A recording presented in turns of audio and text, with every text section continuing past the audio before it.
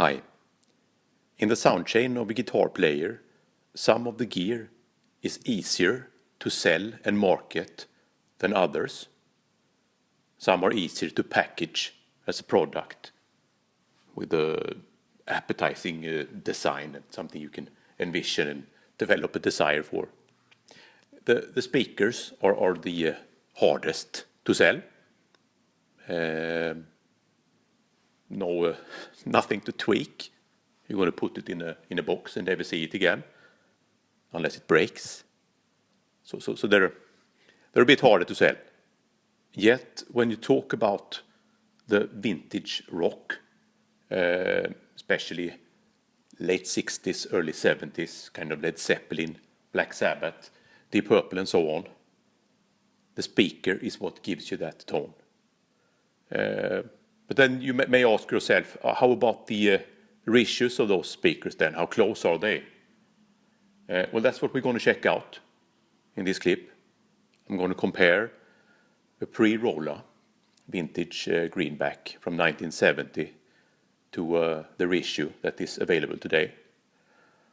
Now this is the standard reissue, not the Heritage series, because the standard Greenback, the G12M25 75 Hz, doesn't exist in the Heritage series, and that's the classic sound. My experience from making this comparison, that you're going to see in a few minutes, is that when you use the neck pickup, the reissue is good enough. It's not as good as the original, but it's good enough.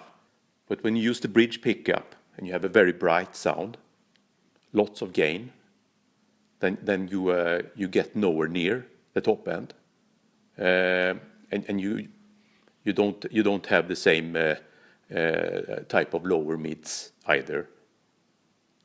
I always recommend people who come to me to get the original Greenbacks, although they are maybe 50% more expensive than the reissues. But usually in the end they still get the reissues and put the money on the expensive amps, guitars and effects and so on, which they can't tweak to get this sound anyway. One problem is that when you play these speakers in the room, it's very hard to hear the difference actually, because when you play really loud, you don't hear the top end. So, and I actually felt basically the same thing. I thought it was kind of close, because the hearing memory, what it's called, is really short. So you need to put them side by side to hear that the reissue is nowhere close to the original. Now I keep nagging about the speakers, and some of you may suspect that I have bought a big stock of old vintage Greenbacks that I'm going to sell with a profit now, but that's not the case. Actually, this is completely uncommercial, this YouTube channel.